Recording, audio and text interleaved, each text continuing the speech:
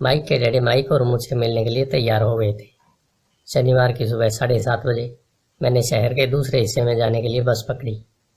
Michael और मैं सुबह 8 बजे उसके डैडी से मिले। वे पहले से ही व्यस्त थे और उनके पास 1 घंटे से भी ज़्यादा का काम मौजूद था। जब मैं उनके साधारण छोटे और साफ घर के सामने पहुंचा तो मैंने देखा कि उनका कंस्ट्रक्शन सुपरवाइज़र अपने पिकअप ट्रक में वहां से जा रहा था। माइक मुझे दरवाजे पर ही मिल गया। डैडी अभी फ़ोन पर है और उन्होंने कहा कि हम लोग पीछे के पोर्च में उनका इंतज़ार करें। माइक ने दरवाज़ा खोलते हुए कहा। जब मैंने उस पुराने घर की दहलीज के अंदर कदम रखा तो लकड़ी के पुराने फर्श की चरमराहट सुनाई दी। दरवाजे के भीतर सस्ती सी चटाई थी। चटाई वहाँ इसलिए रखी गई थी ताकि फर्श पर पड़े अनगिनत कदमों के निशानों को छुपाया जा सके। हालांकि वह साफ थी, पर यह स्पष्ट दिखता था कि उसे बदल लेना चाहिए। जब मैं संकरे लिविंग रूम में घुसा तो मेरा दम घुटने लगा था। वहाँ पुराने फर्नीचर की बू आ रही थी और निश्चित रूप से उस फर्नीचर को संग्रहालय में होना चाहिए था। सोफे पर 2 महिलाएं बैठी थी। उनकी उम्र मेरी माँ से थोड़ी ज़्यादा थी। महिलाओं के सामने एक पुरुष मजदूरों के कपड़ों में बैठा हुआ था। उसने खाकी पैंट और खाकी शर्ट पहन रखा था। हालांकि कपड़े साफ और प्रेस किए हुए थे, परंतु उन्हें स्टार्च नहीं किया था। उस आदमी की उम्र मेरे डैडी से लगभग 10 साल ज़्यादा हो गई, शायद 45 साल। जब मैं और माइक उनके पास से गुजरते हुए किचन की तरफ गए जहाँ से पोर्च का रास्ता था तो वे मुस्कुराए। मैं भी जवाब में शर्मा कर मुस्कुरा दिया। ये लोग कौन है? मैंने पूछा। अरे, ये लोग डैडी के लिए काम करते हैं। बूढ़ा व्यक्ति उनके वेयर हाउसों को संभालता है और महिलाएं रेस्तरां की मैनेजर हैं। और तुमने उस कंस्ट्रक्शन सुपरवाइजर को तो देखा ही होगा जो यहाँ से 50 मील दूर एक सड़क परियोजना पर काम कर रहा है। उनका दूसरा सुपरवाइजर जो बहुत से घर बना रहा है वह तुम्हारे आने से पहले ही जा चुका है। क्या ऐसा हमेशा ही होता है? मैंने पूछा। हमेशा तो नहीं, पर अक्सर ऐसा ही होता है, माइक ने कहा और मेरे पास अपनी कुर्सी खींचते हुए मुस्कुराया। मैंने उनसे पूछा था कि क्या वे हमें पैसा बनाना सिखाएंगे। माइक ने मुझे बताया। अच्छा, और उन्होंने इसका क्या जवाब दिया? मैंने सावधानीपूर्वक उत्सुकता से पूछा। पहले तो उनके चेहरे पर हंसी आई, पर फिर कुछ सोचकर उन्होंने कहा कि वे हमारे सामने एक ऑफर रखेंगे। अच्छा, मैंने कहा और अपनी कुर्सी की पीठ दीवार से टिका ली। मैं वहाँ कुर्सी के पिछले 2 पैरों के सहारे टिका बैठा रहा। माइक ने भी ऐसा ही किया। क्या तुम्हें पता है कि वे कौन सा ऑफर देने वाले हैं? मैंने पूछा। नहीं, पर हमें जल्दी इसका पता चल जाएगा। अचानक माइक के डैडी उस पुराने दरवाजे से घुसकर पोर्च में दाखिल हुए। माइक और मैं अपने पैरों पर कूद गए। आदर के कारण नहीं, बल्कि इसलिए कि हम चौंक गए थे। तो बच्चों, तैयार हो? माइक के डैडी ने एक कुर्सी हमारे पास खिसकाते हुए पूछा। हमने अपने सिर हिलाए और अपनी कुर्सियों को दीवार के पास से खींचकर उनके सामने रख लिया। वे एक विशाल शरीर के मालिक थे, लगभग 6 फीट ऊंचे और 200 पाउंड वजनी। मेरे डैडी इससे ऊंचे थे, लगभग इसी वजन के, और माइक के डैडी से 5 साल ज़्यादा बड़े। वे लगभग एक जैसे ही थे, हालांकि दोनों एक ही प्रजाति के नहीं थे। हो सकता है कि उनकी ऊर्जा एक सी हो। माइक का कहना है कि तुम पैसा कमाना सीखना चाहते हो। क्या यह सही है रॉबर्ट? मैंने तत्काल सहमति में अपना सिर हिलाया। हालांकि मुझे थोड़ा सा डर भी लग रहा था। उनके शब्दों और मुस्कुराहट के पीछे बहुत ताकत थी। अच्छा, यह रहा मेरा ऑफर। मैं तुम्हें सिखाऊंगा, परंतु मैं ऐसा क्लासरूम की शैली में नहीं करूंगा।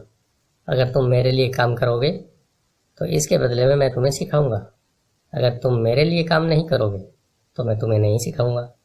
अगर तुम काम करते हो तो मैं तुम्हें ज़्यादा तेज़ी से सिखा सकता हूँ, और अगर तुम सिर्फ बैठकर मेरी बातें सुनते हो जैसा कि तुम लोग स्कूल में करते हो तो इससे मेरा समय बर्बाद होगा। यह मेरा ऑफर है। इसे या तो मान लो या फिर वापस लौट जाओ। क्या मैं आपसे पहले एक सवाल कर सकता हूँ? मैंने पूछा।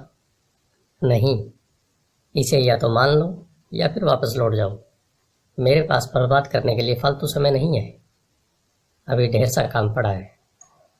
अगर तुम में तत्काल फैसला करने की क्षमता नहीं है तो तुम कभी पैसा बनाना नहीं सीख पाओगे। मौके आते हैं और चले जाते हैं, इसलिए तत्काल निर्णय लेने की क्षमता एक महत्वपूर्ण कला है। तुमने जैसा चाहा था वैसा एक मौका तुम्हारे सामने मौजूद है। अगले 10 सेकंड में या तो पढ़ाई चालू हो जाएगी या फिर यह हमेशा के लिए ख़त्म हो जाएगी। माइक के डैडी ने चिढ़ने वाली मुस्कुराहट के साथ कहा। मंजूर, हम दोनों ने कहा। बहुत बढ़िया, माइक के डैडी ने कहा। 10 मिनट में मिसेज मार्टिन आ जाएंगी। उनसे बातें करने के बाद मैं तुम्हें उनके साथ भेज दूंगा और तुम लोगों का काम शुरू हो जाएगा। मैं तुम्हें 1 घंटे के 10 सेंट दूंगा और तुम हर शनिवार 3 घंटे काम करोगे। पर आज तो मेरा सॉफ्टबॉल का मैच है, मैंने कहा। माइक के डैडी ने अपनी आवाज़ को धीमा परंतु कड़क करके कहा, या तो मान लो या फिर वापस लौट जाओ। मान लिया, मैंने जवाब दिया। सॉफ्टबॉल खेलने के बजाय काम करने और सीखने का विकल्प चुनने में ही समझदारी थी। शनिवार की खुशनुमा सुबह 9 बजे माइक और मैं मिसेज मार्टिन के साथ काम कर रहे थे। वे एक दयालु और धैर्यवान महिला थी। वे हमेशा कहा करती थी कि माइक और मुझे देखकर उन्हें अपने दोनों बच्चों की याद आ जाती है और अब वे बड़े हो गए थे तथा दूर चले गए थे। हालांकि वे दयालु थी परंतु वे कड़ी मेहनत में भरोसा करती थी और इसलिए वे हमें हमेशा काम में जुटाए रखती थी। वे बहुत कड़क मैनेजर थे। हम 3 घंटे तक डिब्बाबंद सामानों को सेल्फ पर से उतारते थे, उनकी धूल साफ करते और फिर उन्हें करीने से जमाते थे। यह बड़ी मेहनत का काम था और बोरियत का भी। माइक के डैडी को मैं अपना आमिर डैडी कहता हूँ। उनके पास इस तरह के 9 सुपरेस्ट थे जहाँ पार्किंग के लिए बहुत सी जगह थी। वे 7-Eleven कन्वीनियंस स्टोर के शुरुआती संस्करण थे। पड़ोस के जनरल स्टोर जहाँ लोग दूध, ब्रेड, बटर और सिगरेट जैसी चीज़ें खरीदते थे। समस्या यह थी कि हवाई में एयर कंडीशनिंग नहीं थी और गर्मी के कारण स्टोर्स अपना दरवाज़ा बंद नहीं कर सकते थे। स्टोर के दोनों ओर दरवाज़ों को पूरा खुला रखा जाता था ताकि सड़क और पार्किंग की जगह सामने दिखती रहे। जब भी कोई कार पार्किंग में आती तो उसके साथ धूल का गुब्बार भी आता था जो स्टोर में घुसकर डिब्बों पर जम जाता था। इसलिए हम लोगों की नौकरी तभी तक चलती जब तक कि एयर कंडीशनिंग नहीं हो जाती। 3 हफ्तों तक माइक और मैं मिसेज मार्टिन के साथ जाकर 3 घंटे तक काम करते रहे। दोपहर तक हमारा काम खत्म हो जाता था और वे हम में से हर एक के हाथ में 3 छोटे सिक्के डाल देती थी। उस समय 50 के दशक में 9 साल की उम्र में भी 30 सेंट कमाने में कोई खास खुशी नहीं होती थी। तब कॉमिक्स की कीमत 10 सेंट हुआ करती थी, इसलिए मैं अपनी कमाई को कॉमिक्स पर खर्च कर देता था और घर लौट जाता था। चौथे हफ्ते के बुधवार तक मैंने काम छोड़ने का मन बना लिया था। मैं सिर्फ इसलिए काम करने के लिए तैयार हुआ था क्योंकि मैं माइक के डैडी से पैसा कमाना सीखना चाहता था।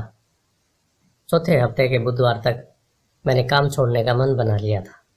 मैं सिर्फ इसलिए काम करने के लिए तैयार हुआ क्योंकि मैं माइक के डैडी के पास पैसा बनाना सीखना चाहता था। इसलिए मैं 10 सेंट प्रति घंटे की गुलामी कर रहा था। और सबसे बड़ी बात तो यह थी, उस पहले शनिवार के बाद से मैंने माइक के डैडी को देखा तक नहीं। मैं काम छोड़ रहा हूँ, मैंने लंच के समय माइक से कहा। स्कूल लंच बड़ा निराशाजनक था। स्कूल भी उबाऊ था और अब तो मेरे पास शनिवार भी नहीं थे, इसलिए मैं इंतज़ार कर सकूं। परंतु 30 सेंट के कारण मुझे बहुत धक्का लगा है। इस बार माइक मुस्कुराया। तुम किस बात पर हंस रहे हो? मैंने गुस्से और कुंठा से पूछा। डैडी ने कहा था कि ऐसा ही होगा। उन्होंने कहा था कि जब तुम काम छोड़ने का फैसला कर लो तब वे तुमसे मिलना चाहेंगे। क्या? मैंने आवेश में पूछा। क्या वे मेरे उकता जाने का इंतजार कर रहे थे? कुछ माइक ने कहा। मेरे डैडी जरा अलग किस्म के थे। उनका सिखाने का तरीका तुम्हारे डैडी के पढ़ाने के तरीके से बिल्कुल अलग है। तुम्हारे मम्मी डैडी बहुत बातें करते हैं, दूसरी तरफ मेरे डैडी बहुत कम बोलते हैं। तुम सिर्फ इस शनिवार तक इंतज़ार कर लो, मैं उन्हें बता दूं कि तुमने काम छोड़ने का फैसला कर लिया है। इसका मतलब यह है कि मेरे साथ नाटक खेला गया है। नहीं, ऐसा नहीं हुआ है, पर शायद हो सकता है। डैडी शनिवार को इसे समझाएंगे। मैं उनका सामना करने के लिए तैयार था, यहाँ तक कि मेरे असली डैडी भी उनसे नाराज़ थे। मेरे असली डैडी, जिन्हें मैं गरीब डैडी कहता हूँ, यह मानते थे कि मेरे अमीर डैडी बाल श्रम कानूनों का उल्लंघन कर रहे थे और इस पूरे मामले की जांच होनी चाहिए। मेरे पढ़े लिखे गरीब डैडी ने मुझसे यह कहा कि मैं अच्छी तनख्वाह मांगूं, कम से कम 25 सेंट प्रति घंटा। मेरे गरीब डैडी ने मुझसे कहा कि अगर मेरी तनख्वाह नहीं बढ़ती तो मुझे तत्काल नौकरी छोड़ देनी चाहिए। और वैसे भी तुम्हें इस घटिया काम की ज़रूरत नहीं है, मेरे गरीब डैडी ने झल्लाकर कहा। शनिवार को सुबह 8 बजे मैं एक बार फिर माइक के घर में उसी पुराने दरवाजे के अंदर घुस रहा था। कुर्सी पर बैठो और लाइन में इंतज़ार करो, माइक के डैडी ने मेरे घुसते ही कहा। फिर वे अंदर जाकर अपने छोटे से ऑफिस में बैठ गए जो बेडरूम के पास था। मैंने कमरे के चारों तरफ देखा, परंतु मुझे माइक नहीं दिखा। अजीब सा महसूस करते हुए मैं उन्हीं दोनों महिलाओं के बगल में बैठ गया जो मुझे 4 हफ्ते पहले वहीं पर मिली थी। वे मुस्कुराई और सोफे पर थोड़ी सी खिसक गई ताकि मैं भी बैठ सकूं। 45 मिनट गुजर गए थे और मैं उबल रहा था। दोनों महिलाएं उनसे मिलकर तकरीबन 30 मिनट पहले वहां से जा चुकी थी। एक बूढ़ा सा आदमी वहां 20 मिनट तक बैठा और फिर वह भी निकलकर चला गया। घर खाली था और हवाई में खुशनुमा सुबह को मैं सीलन भरे अंधेरे लिविंग रूम में बैठा हुआ था और इस बात का इंतजार कर रहा था कि एक लालची और बच्चों का शोषण करने वाला आदमी मुझसे बातें करे। मैं सुन सकता था कि वे फ़ोन पर बातें कर रहे थे, ऑफिस में इधर उधर के काम कर रहे थे और मुझे नज़रअंदाज कर रहे थे। मेरी इच्छा तो हो रही थी कि मैं उस घमंडी आदमी से बिना मिले ही घर लौट जाऊं, पर किसी वजह से रुक गया। आखिर 15 मिनट बाद ठीक 9 बजे अमीर डैडी अपने ऑफिस से बाहर निकले। बिना कुछ कहे उन्होंने हाथ से मुझे इशारा किया कि मैं उनके दरबे नुमा ऑफिस में आ जाऊं।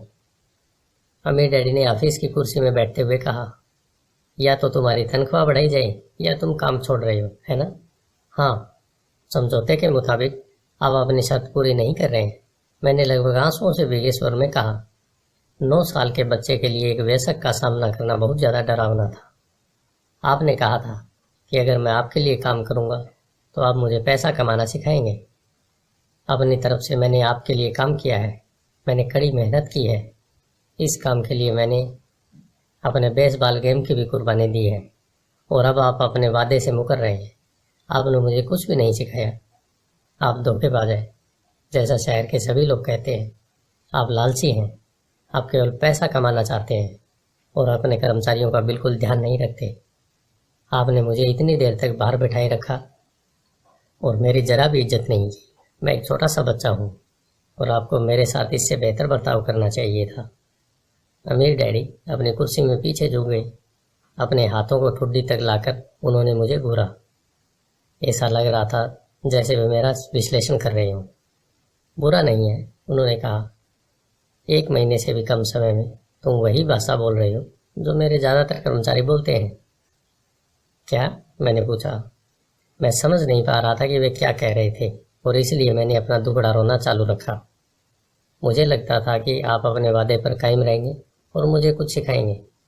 इसके बजाय आप तो मुझ पर अत्याचार करना चाहते हैं।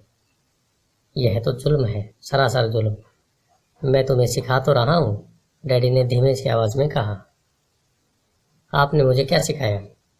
कुछ भी नहीं, मैंने गुस्से में कहा। एक बार मैं चंद सिक्कों में काम करने के लिए तैयार हो गया, उसके बाद तो आपने मुझसे बात तक नहीं की। 10 सेंट प्रति घंटे। मैं आपकी शिकायत सरकार से करूँगा। हमारे देश में भी बाल श्रम कानून है। आप तो जानते ही हैं कि मेरे डैडी सरकार के लिए काम करते हैं। शाबाश, अमीर डैडी ने कहा। अब तुम उन ज़्यादातर लोगों की भाषा बोल रहे हो जो कभी मेरे लिए काम करते थे। वे लोग जिन्हें या तो मैंने नौकरी से निकाल दिया या जिन्होंने खुद ही नौकरी छोड़ दी। तो इस बारे में आपको क्या कहना है? मैंने पूछा और मुझे यह लग रहा था कि कम उम्र के बावजूद मैं बहादुरी से बातें कर रहा था। आपने मुझसे झूठ बोला। मैंने आपके लिए काम किया और आपने वादा पूरा नहीं किया। आपने मुझे कुछ भी नहीं सिखाया। कौन कहता है कि मैंने तुम्हें कुछ नहीं सिखाया है? मेरे अमीर डैडी ने शांति से कहा। मैंने 3 हफ्ते तक काम किया और इसी बीच आपने सिखाना तो दूर रहा, मुझसे कभी बात तक नहीं की। मैंने व्यंग भरे अंदाज में कहा। क्या सिखाने का मतलब केवल भाषण या बातचीत ही होता है? अमीर डैडी ने पूछा। और क्या, मैंने जवाब दिया। इस तरह से वे तुम्हें स्कूल में सिखाते हैं? उन्होंने मुस्कुराकर कहा। परंतु जिंदगी तुम्हें इस तरह नहीं सिखाती और मेरा यह मानना है कि जिंदगी सबसे बढ़िया टीचर होती है। ज़्यादातर वक्त जिंदगी आपसे बातें नहीं करती, यह एक तरह से आपको धक्का देती है। हर धक्के के जरिए जिंदगी आपसे कहती है, जाग जाओ, मैं तुम्हें कुछ सिखाना चाहती हूँ। यह आदमी किसी बेसिर पैर की बातें कर रहा था। मैंने अपने आप से पूछा, जिंदगी अगर मुझे धक्का देती है तो इसका मतलब है कि जिंदगी मुझसे बातें करती है। अब मैं जान चुका था कि मुझे यह काम तत्काल छोड़ देना चाहिए। मैं किसी ऐसे आदमी से बातें कर रहा था जो पागल था और जिसे ताले में बंद रखने की ज़रूरत थी। अगर तुम जिंदगी के सबक सीखते हो तो इससे तुम्हें बहुत फ़ायदा होगा। अगर तुम ऐसा नहीं करते हो तो जिंदगी तुम्हें लगातार धक्के देती रहेगी। लोग दो चीज़ें करते हैं, कुछ लोग जिंदगी के धक्के को सहन करते चले जाते हैं, बाकी लोग गुस्सा हो जाते हैं और जिंदगी को धक्का दे देते हैं। परंतु वे धक्के देते हैं अपने बॉस को, अपने काम को, अपनी पत्नी या पति को। वे यह नहीं जानते कि जिंदगी उन्हें धक्का दे रही है। मैं नहीं जानता था कि वे किस बारे में बात कर रहे थे। जिंदगी हम सबको धक्के मारती है। कुछ लोग हार मान लेते हैं, बाकी के लोग लड़ते हैं, कुछ लोग सबक सीख लेते हैं और आगे बढ़ जाते हैं। वे जिंदगी के धक्कों का स्वागत करते हैं। इन गिने चुने लोगों के लिए इसका मतलब यह होता है कि उन्हें कुछ नया सीखना चाहिए। वे सीखते हैं और आगे बढ़ जाते हैं। ज़्यादातर लोग छोड़ देते हैं और कुछ लोग तुम्हारी तरह लड़ते भी हैं। अमीर डैडी खड़े हो गए और उन्होंने टूटी फूटी खिड़की को बंद कर लिया। अगर तुम यह सबक सीख लेते हो तो तुम एक समझदार, अमीर और सुखी युवक बन सकते हो। अगर तुम यह नहीं सीखते तो तुम जिंदगी भर अपनी समस्याओं के लिए अपनी नौकरी, कम तनख्वाह या अपने बॉस को कोसते रहोगे। तुम हमेशा ऐसे बड़े मौके की उम्मीद करते रहोगे जो आए और तुम्हारी आर्थिक समस्याओं को सुलझा दे। अमीर डैडी ने मेरी तरफ देखा कि क्या मैं अब भी उनकी बातें सुन रहा हूँ। उनकी आंखें मेरी आंखों से मिली। हम एक दूसरे की तरफ देखते रहे और हमारी आंखों के बीच संप्रेषण की धाराएं बहने लगी। आखिर जब मैं उनके संदेश का मतलब समझ गया तो मैंने अपनी नज़रें झुका ली। मैं जान गया था कि वे सही थे। मैं उन्हें दोषी ठहरा रहा था, जबकि सीखने की जिद मेरी ही थी। मैं फालतू में ही लड़ रहा था। अमीर डैडी ने कहा, अगर आप इस तरह के आदमी हैं जिसमें हिम्मत नहीं है तो आप जिंदगी के हर थपेड़े के सामने हार मान जाते हैं। अगर आप इस किस्म के आदमी हैं तो आप जिंदगी भर सुरक्षित खेल खेलते रहेंगे, सही चीज़ें करते रहेंगे और किसी ऐसे वक्त का इंतज़ार करते रहेंगे जो आने वाला नहीं है, और फिर आप एक बोरिंग बुड्ढे की तरह मर जाएंगे। आपके बहुत से दोस्त होंगे जो आपकी सिर्फ इसलिए तारीफ करेंगे क्योंकि आप एक मेहनती और भले आदमी थे। आपने अपनी ज़िंदगी सुरक्षित खेल खेलने और सही चीज़ें करने में गुजार दी। परंतु सच बात तो यह है कि आपने ज़िंदगी के थपेड़ों के सामने घुटने टेक दी। आप खतरा मोल लेने की कल्पना तक से डरते थे। हकीकत में तो आप जीतना चाहते थे, परंतु आपके लिए हारने का डर जीतने के रोमांच से ज़्यादा ताकतवर साबित हुआ। अंदर से आप और केवल आप जान पाएंगे कि आपने कभी जीतने की कोशिश नहीं की। आपने सुरक्षित खेल खेलने के विकल्प चुना। हमारी नज़रें एक बार फिर मिली। 10 सेकंड तक हम एक दूसरे की तरफ देखते रहे और एक बार फिर मैंने तभी नज़रें हटाई जब मैं उनकी बात समझ गया। आप मुझे धक्का दे रहे थे? मैंने पूछा। कुछ लोग ऐसा कह सकते हैं, अमीर डैडी मुस्कुराए। मैं तो यही कहूँगा कि मैं तुम्हें ज़िंदगी का स्वाद चखा रहा था। कैसा स्वाद? मैंने पूछा। मैं अब भी गुस्सा था, परंतु अब मेरी जिज्ञासा भी जाग गई थी। अब मैं सीखने के लिए तैयार भी था। तुम दोनों ऐसे पहले लोग हो जिन्होंने मुझसे पैसा बनाने की कला सीखने का आग्रह किया। मेरे पास 150 से भी ज़्यादा कर्मचारी हैं, पर उनमें से एक ने भी मुझसे पैसा कमाने की कला सीखने के बारे में नहीं पूछा। वे मुझसे नौकरी मांगते हैं, तनख्वाह मांगते हैं, परंतु पैसा बनाने की कला नहीं सीखना चाहते। तो ज़्यादातर लोग इस तरह अपनी ज़िंदगी के पैसे के लिए काम करने के लिए बर्बाद कर देते हैं और आखिर तक यह कभी समझ नहीं पाएंगे कि दरअसल वे किसके लिए काम कर रहे हैं। मैं पूरा ध्यान लगाकर उनकी बात सुनता रहा। तो जब माइक ने मुझसे कहा कि तुम पैसे कमाने की कला सीखना चाहते हो, तो मैंने एक ऐसा कोर्स तैयार किया जो असली ज़िंदगी के करीब था। मैं बोलते बोलते थक जाता, परंतु तुम कभी मेरी बात का मतलब नहीं समझ पाते। इसलिए मैंने यह फैसला किया कि तुम्हें ज़िंदगी के थपेड़ों का स्वाद चखा दिया जाए, ताकि तुम मेरी बात सुन भी सको और समझ भी सको। इसी कारण मैंने तुम्हें 1 घंटे के 10 सेंट दिए। तो 10 सेंट प्रति घंटे काम करने के बाद मैंने क्या सबक सीखा है? यही कि आप घटिया हैं और अपने कर्मचारियों का शोषण करते हैं। अमीर डैडी अपनी कुर्सी पर पीछे की तरफ झुकते हुए जोर से हंसने लगे। जब उनकी हंसी बंद हुई तो उन्होंने कहा, अच्छा होगा अगर तुम अपना सोचने का नज़रिया बदल लो। मुझे समस्या मत बनाओ, मुझे दोष देना छोड़ दो।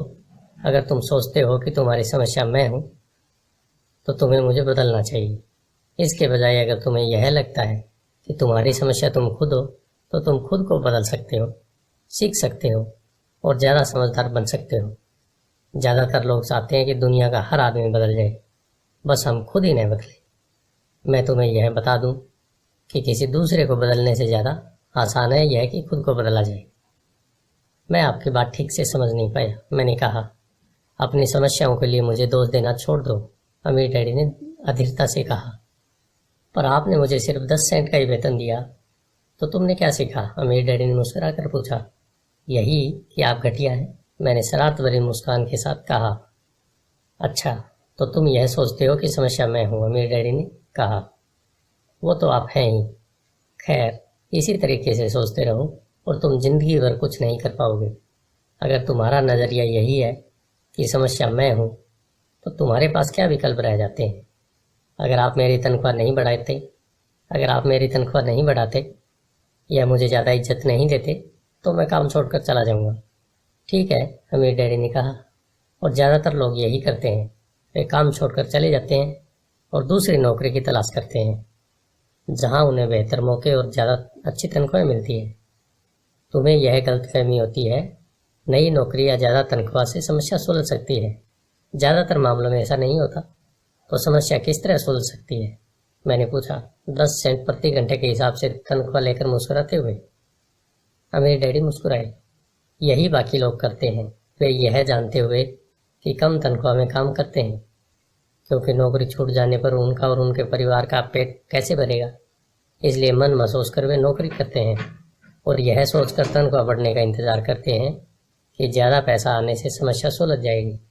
ज़्यादातर लोग ऐसा ही सोचते हैं और कड़ी मेहनत करते हुए दूसरी नौकरी भी कर लेते हैं, परंतु उसमें भी उन्हें तनख्वाह कम ही मिलती है। मैं फर्श को घूरता रहा। अब मैं अमीर डैडी के सबक को समझने लगा था। मुझे यह एहसास हो गया था कि यह जिंदगी का स्वाद है। आखिरकार मैंने ऊपर की ओर देखा और अपना सवाल दोहराया, तो फिर यह समस्या किस तरह सुलझेगी? इस सवाल के जवाब में अमीर डैडी ने मुझे वह बेशकीमती नज़रिया दिया जो उन्हें अपने कर्मचारियों और मेरे गरीब डैडी से अलग करता था और जिसकी बदौलत वे हवाई के सबसे अमीर आदमी बनने जा रहे थे, जबकि मेरे पढ़े लिखे गरीब डैडी जिंदगी भर पैसे की तंगी से जूझने वाले थे। यह एक अद्भुत नज़रिया था जिसने मेरी जिंदगी का नक्शा ही बदल दिया। अमीर डैडी ने बार बार मुझे यह नज़रिया याद दिलाया जिसे मैं पहला सबक कहूँगा। गरीब और मध्यम वर्गीय लोग पैसे के लिए काम करते हैं, अमीरों के लिए पैसा काम करता है। मेरे गरीब डैडी ने जो मुझे शिक्षा दी थी, शनिवार की उस खुशनुमा सुबह मैं उससे बिल्कुल अलग नज़रिया सीख रहा था। 9 साल की उम्र में मैं यह समझ गया था कि दोनों ही डैडी चाहते थे कि मैं सीखूं। दोनों ही डैडी मुझे पढ़ने के लिए प्रेरित करते थे। फर्क सिर्फ इतना था कि दोनों के सुझाए विषय अलग अलग थे। मेरे पढ़े लिखे डैडी चाहते थे कि मैं वही करूं जो उन्होंने किया था। बेटे, मैं चाहता हूं कि तुम मेहनत से पढ़ो, अच्छे नंबर लाओ, ताकि तुम्हें किसी बड़ी कंपनी में सुरक्षित नौकरी मिल सके, और यह अच्छी तरह से देख लो, उसमें बहुत से दूसरे लाभ हों। मेरे अमीर डैडी चाहते थे कि मैं सीखूं कि पैसा कैसे काम करता है, ताकि मैं इससे अपने लिए काम करवा सकूं। यह सबक मुझे जीवन भर उनके मार्गदर्शन में सीखना था, न कि किसी क्लासरूम में। धन्यवाद।